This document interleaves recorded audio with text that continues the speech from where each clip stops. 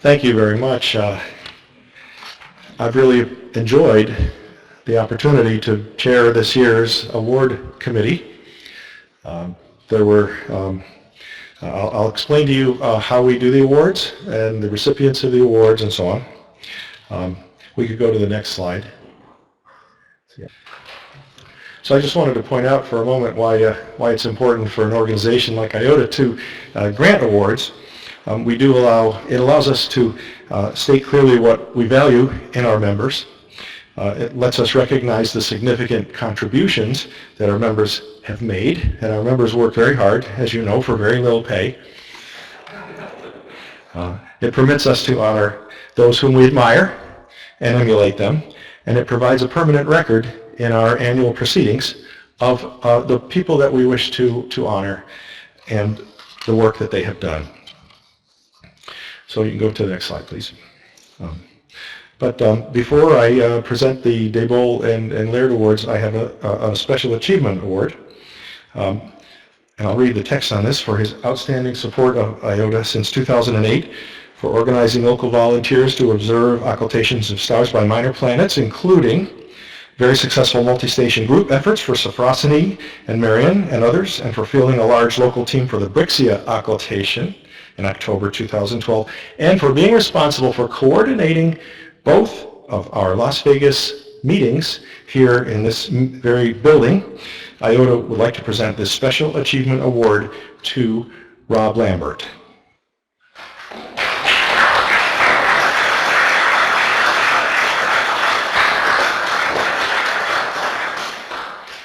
Steve, why don't you come up here and have a picture taken with Rob?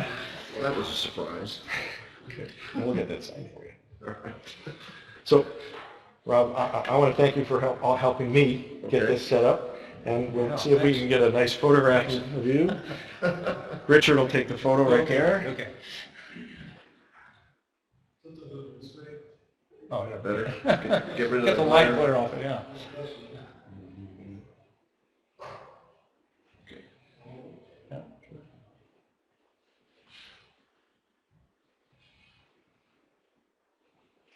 Late reaction. All right, yeah. All right. Hey, thanks. Good to meet you. Thank you very much, Rob. Rob's done a huge amount of work in the background getting us ready here, reserving this room, making sure all the AV was working, bringing equipment and so on. Thank you so much for that. Now on to our two main awards, the Daybol and Laird Awards. The nominations were solicited from IOTA members and others all around the world through all the Yahoo groups in the U.S. and across the world. The committee members I've listed here. We can go ahead to the next slide, Tony. These are all previous recipients of the Daybol and Laird Awards, as well as members of the committee, who were myself, Terry Redding, and Richard Nugent. Our goal was simply to select the recipients of these awards. So you can go one more after that, sorry. So these are the members who participated in the committee. It's strictly voluntary, but all past recipients of these awards are invited to participate in the committee. Next slide, please. Who is eligible for the awards? Anyone who's made a significant contribution to the work of IOTA. It simply excludes sitting IOTA officers and award committee, but membership is not required. Anyone can make nominations, though. We invite nominations from around the world. We make calls for nominations through the Yahoo groups and through inviting people to forward the call for nominations on to other locations so that we get the widest possible coverage. Next slide, please. This year, we received a total of 18 nominations, 8 individuals for the Daybol Award and 3 individuals for the Laird Award. 2 were ineligible. Some nominees were nominated more than once. All were excellent, excellent candidates. Communications and discussions were conducted by email among the committee members, all strictly confidential. And you can go ahead to the next slide, please. We received nominations, and typically in the form of a written essay or a long email, who, what, when, what they did, why they thought that person was particularly to be nominated. And we discussed this to reach a consensus. It took only 2 rounds of voting for both nominees to be agreed on unanimously. I'm very proud of that. Go ahead to the next slide, please. Let me talk about the DeBoll Award background for a moment. It honors Homer DeBoll, who lived from 1920 to 1990. He was organizer of grazing occultation expeditions in the Midwest. Beginning in the late 60s, he suggested the name International Occultation Timing Association. He was the founding officer of IOTA, secretary and treasurer, and the first editor of the Occultation newsletter. Next slide, please. The previous awardees of the DeBoll Award are listed here. Dave Harold in 2007, Edwin Goffin in 2008, Steve Preston in 2009, Christo Pavlov in 2010, Scotty Degenhardt in 2011, Kazuhisa Miyashita 2012, Graham Blow in 2013, and Brian Loader last year. So go ahead to the next one, please. So I'll read the text on the DeBoll Award. For numerous occultation and astrometric measurements, and for contributing greatly to the accurate timing of occultations by quantifying and documenting exposure and internal delays in measurement apparatus, the IOTA 2015 Homer F. DeBoll Award, you can go to the next slide, is presented to Gerhard Dangle.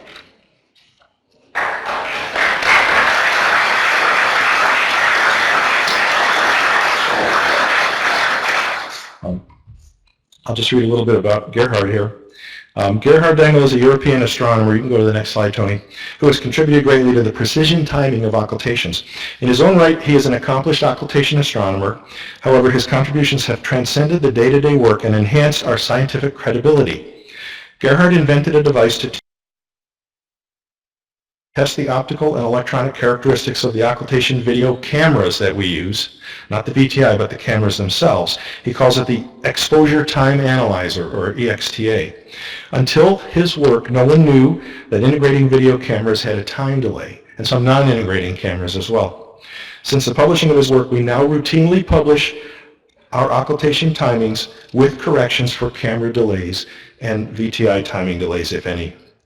A complete description of his monumental work can be found at his website. IOTA constantly uses Gerhard's work in reviews and analyses of light curves and occultation timings all the time. And Gerhard has sent a response that he's asked us to read, so I will read that to you now, since he's over in Austria. The news about the Homer F. DeBoll Award for 2015 was a great and pleasant surprise for me. I would like to express my gratitude to the members of the award committee for this appreciation. You can go ahead to the next slide.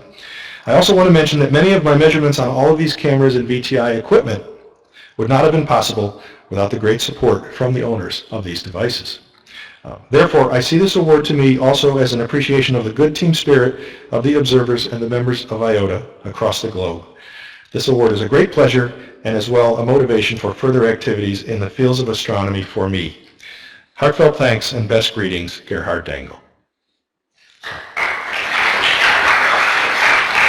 Congratulations, Gerhard. Let's go on to the next slide, please. A little background on the David Laird Award. This award is designed to recognize those who more than 15 years ago made significant contributions to occultation science and to the work of IOTA. It honors David Laird, who was a physics teacher in Cincinnati, Ohio, organized grazing occultation expeditions in the Midwest in the early 60s, published articles like Have Telescope Will Travel in 1966, confirmed the existence of a giant impact basin on the lunar far side, and unfortunately suffered from leukemia and passed away at age 37 in 1968. You can go to the next slide, please. So previous awardees, this award was initiated in 2013. Harold Povenmire won it in 2013, and in 2014, Gordon Taylor. So if you'll turn to the next slide. For his pioneering efforts, we've gone too far here. There we go. For his pioneering and tireless efforts in measuring, reducing, and analyzing total and grazing lunar occultations, organizing and leading GRAZE teams, double star discoveries, and for creating countless original lunar limb profiles, the IOTA 2015 David E. Laird Award is presented to Robert Bob Sandy. He's right here in this room. Come on, Bob. Steve, if you could come up for a picture.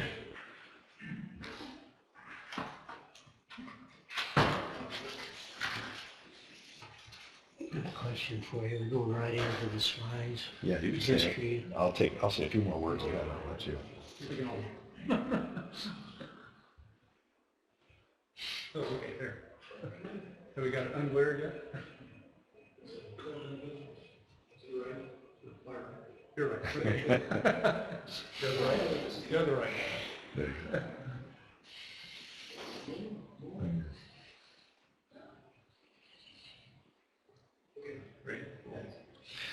All right. Stay right up here for a minute, Bob. I'm going to read a little bit about Bob from some of the nominations first, and then we're going to have a few words from Bob, and he's even got a few slides for us from some of the history that he's been through. Bob is one of the pioneers of total lunar and grazing occultations, decades before there was recording on video. He was IOTA before IOTA was IOTA. He not only organized 151 graze teams over the years, but he spent countless hours hand-drawing observed lunar grazing occultation profiles. He also dedicated a lot of his time to do manual lunar limb correction lookups using the Watts lunar limb correction charts, which was a team effort of manually digitizing the Watts Atlas. He's done between 3,400 and 3,500 lunar observations since 1960, with his first ones that showed up in the archive, ZC308 with an observed to calculated of minus 0.06 arc seconds, which is pretty good. If you ask him to record a specific lunar occultation, or if there just happens to be one happening and it's clear, Bob's your man, even after almost 55 years. He's also been involved with at least one double star discovery published in the JDSO. And so these achievements were part of many of the recommendations in the nomination documents from Bob. So Bob, I want to say congratulations and turn over the microphone and the slideshow to you for a few quick words. We'll give you a couple of minutes. And I appreciate very much that you're being here. Glad to be here too. Very much so. I'm glad to be here. It's the last meeting I was at was Stillwater, Oklahoma, after a very successful asteroid occultation on the way there. I'd like to start out by saying a man stayed up all night for the sun to come up. It finally dawned on him. Many thanks to those who nominated me for this David Laird Award. And many thanks for all the past observers who went out on my expeditions. Some of them have come and gone through death. Okay, just a little bit about how I got into astronomy. In the year 1955, I went to Boy Scout camp and flunked the merit badge in astronomy. Telling the truth about that. Came home, bought some paperback books on astronomy, went back the next year, and they said I didn't miss a question. So that's how I got the bug. Now when I was a baby, my mother claims that the first words out of my mouth were "Meemaw, Mama," which meant, "Look at the moon, Mommy." Was that the real start of the hobby I got into? I guess you might say I got moonstruck. Now in 1960, Her Majesty's Nautical Almanac office in Greenwich, England, had an article in Sky and Telescope promoting the observations of lunar occultations. So since I had been doing astrophotography before that, with the moon out of the sky, I thought a good project would be doing the moon in the sky for occultations. And boys and girls, did I get the bug. So when I feel that I've come from the clan of Dunham, Povenmire, Fellows, Tom Campbell in Florida, and Darrell Nye, and a few others. As for most of you too, I hate to think of all the miles I've driven over the years for grazing and asteroid occultations to places like Des Moines, Iowa, Chugwater, Wyoming, Nashville, Tennessee in 1998 for Scotty Dagenhart's Aldebaran Grays expedition, Kiowa, Colorado, leading 14 observers associated with one of the IOTA meetings in Denver. That was for another Aldebaran Grays after Scotty's in April of 1999. Unfortunately, it was the night before the Columbine incident, high school. Binary grays of Tayegeta and the Pleiades that Harold Kobenmeyer came down from Washington, D.C. to join me and several others. That's when Hal and I detected the Tayegeta was a double or a binary.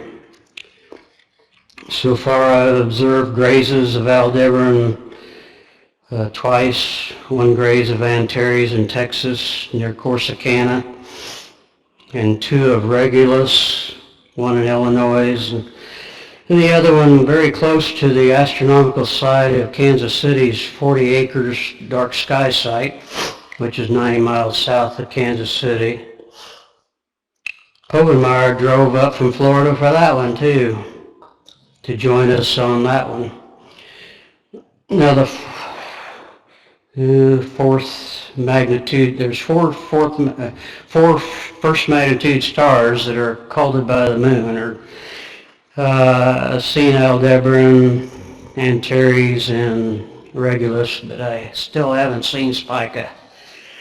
Still evaded me.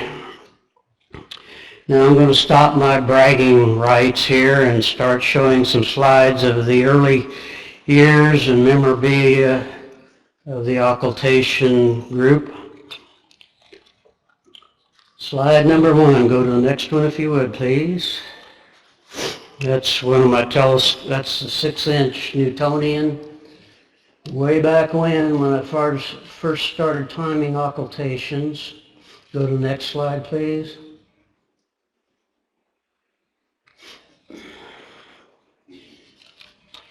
And that's the group from the U.S. Naval Observatory, including Dunham. We've got a red laser here.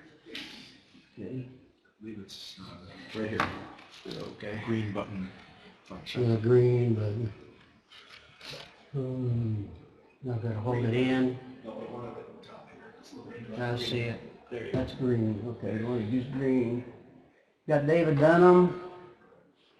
Joan Bixby, this is before they were married. And Peter Dunkel was over here.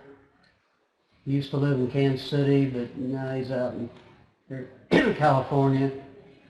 And Tom Van Flandern, who had a lot to do with the occultation predictions. Good. Next slide, please. They came down for the partial occultation or grays of Saturn, which occurred up in northeast Kansas. It's another shot of them. Next slide, please.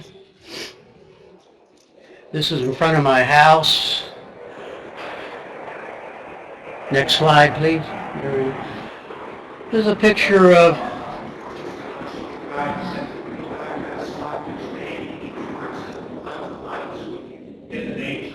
young people.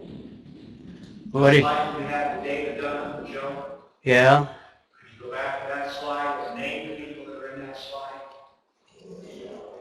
Well, I didn't write it down, but I do have it on the actual slide.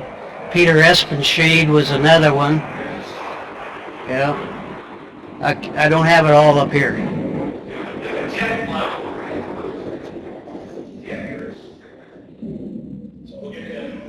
I've got it on the actual slide in the slide tray. Okay. Is it Volkswagen, That was David Dunham's, I believe. that required a piece of gear? Let's go back one. Let's go back one slide if you would, please. Yeah, there's a short delay, so. Okay. That man is Walter Fellows at Santa Fe, New Mexico, and his wife. That my wife and my daughter, 2-year-old daughter, she's up there. We visited them. He was one of the original occultation observers. And they're both passed away now, of course. But he instigated, he had a eyepiece he designed. I call it a reappearance eyepiece, whereby he could, using predictions, using the position angle of the reappearance, he could be looking through a little, he used tissue paper. That was his drawing. And he had a little cutout window to the sky, and he could be using that eyepiece, he could see the star reappear at the right place and get a good timing because of that. Next slide. I brought the actual eyepiece that I designed. This is on microfiche film. I made a drawing showing both the extreme apogee and extreme perigee circles of the moon. That's the difference. And position angles for every 22.5 degrees.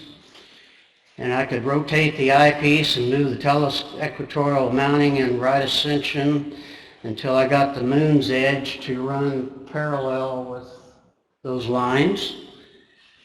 And this was all clear. This black part occluded a big part of the bright side of the moon. And using the predictions from Tom Van Flander or whatever, I could be looking at the right place when the star reappeared. I brought that, but for some reason I didn't think to bring it here to the meeting. It's in the motel room. I'll bring it tomorrow and pass it around. You can look through the eyepiece. It's a wide-angle Gaylock-Erfel eyepiece, so it gave pretty wide field. Next slide, please. And that's my 6-inch that you saw earlier at Chugwater, Wyoming, for a graze that we drove up to. It was ZC 370 or 26 Areitis. And that slide is a group of, here's Richard Wiles, some of you know him, and his gang from Topeka, Kansas. This is son to that man. That's Don Stokes, who lives, I think, down in Texas now. And this young lady still works at the Horseman Observatory in Topeka. Next slide, please.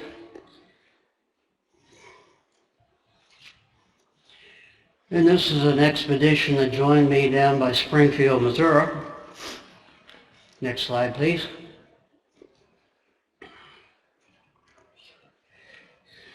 And this could be considered an occultation.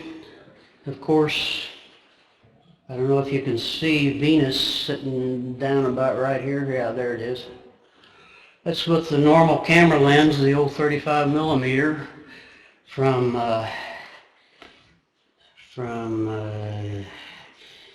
up at Maine, highest point along the eastern coast.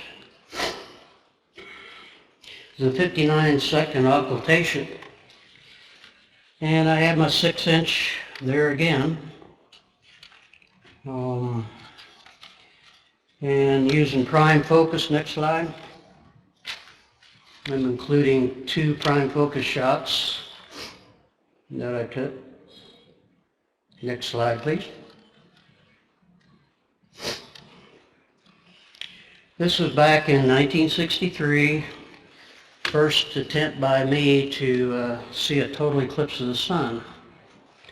1963, that was probably 1 year before I ever heard of David Dunham. No, yeah. I started timing occultations, stars. Excuse me? 5 more minutes, we need to go on with Okay. speakers. Give me 5 more, you said? Yeah, 5 We're doing okay, I think. Okay. Next slide.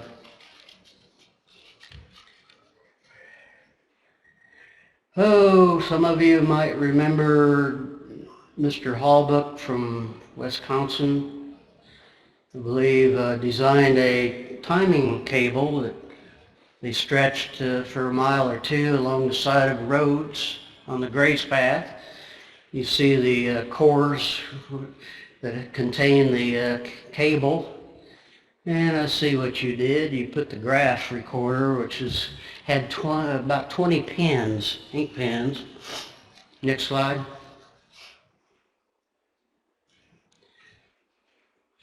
Okay, this is the start of my first attempt to lead a graze expedition.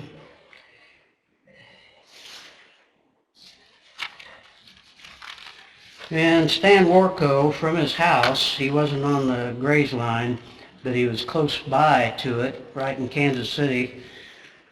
No, we're skipping. Okay. I took this at prime focus through my 6-inch. Go ahead. Forget about it.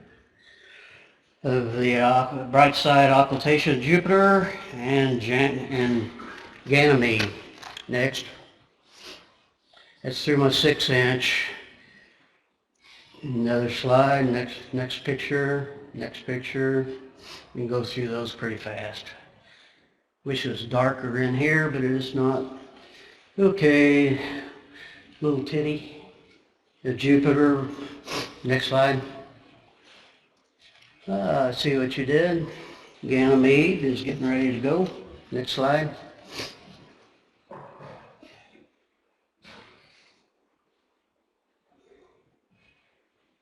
Okay, this is on my website, webmastered by Walt Robinson.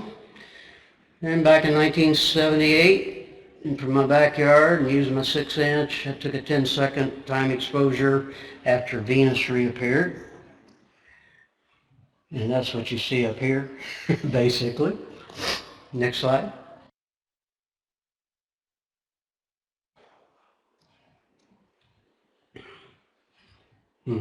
Somehow it got mixed. Okay, can you go back to the slide before? And here you see a 5th magnitude MO spectral class star that had reappeared before Venus. And I've got that written down, but I'll pass it up. Go ahead. Go ahead.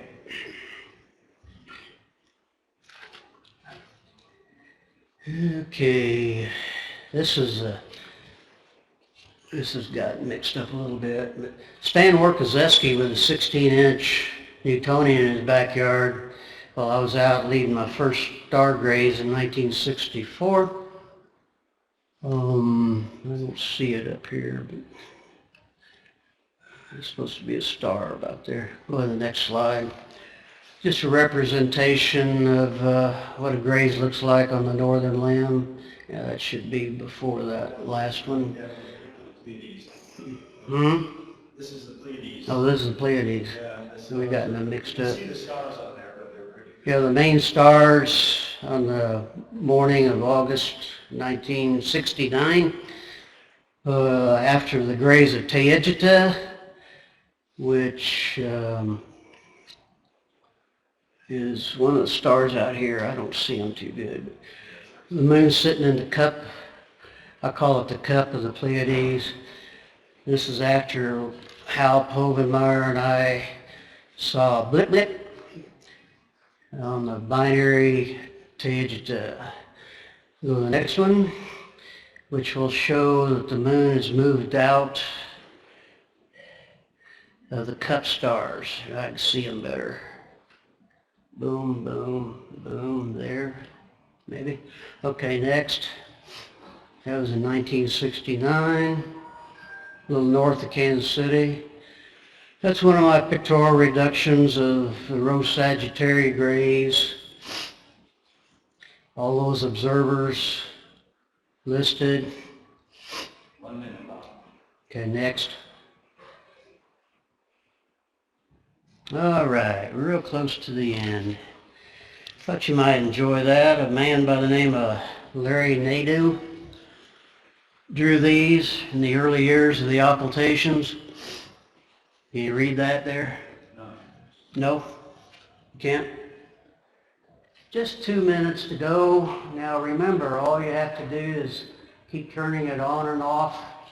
That's guaranteed to scare the hell out of those observers in Kansas City. Next slide, the last slide.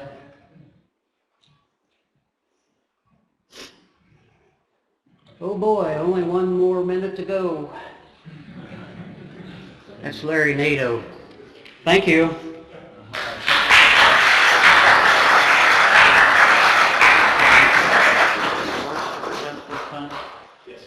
One more award to present. Let's move this back.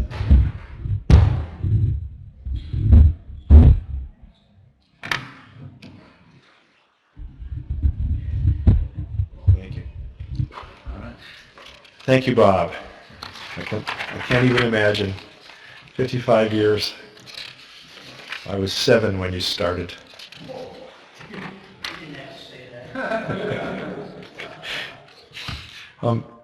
We have one more award to discuss and present today. It's called the IOTA Lifetime Achievement Award.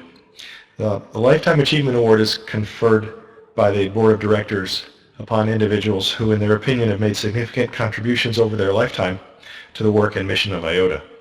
It's not a yearly award. It's made when the board decides it's appropriate to do so. So I'm going to turn over the microphone now to Steve Preston to announce this award.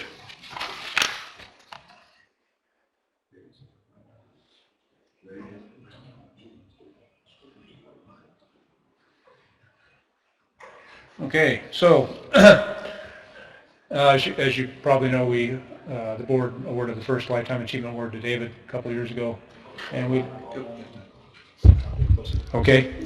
decided to awarded the first Lifetime Achievement Award to David Dunham a couple of years ago, and now we've decided that it's appropriate time to award the Lifetime Achievement Award to Hans Bode, who really started the European section of IOTA and the IOTA European Symposium that they hold every year, which has been a great resource. I don't know if any of y'all have been to it. I've been to it, I think, once. It's a great event they do every year right at the end of August at a variety. They just move it from different country to different country each year. It's a great setup, and he's kept it going all those years. And of course, has done a lot of observing as well, and done a lot of international work. So it's just been a great history of achievement there by Hans. So we're going to award that, and This year they're celebrating 30 years. yeah, okay. So we will send this on to Hans once we get his address. Thanks. Okay, sure. Okay.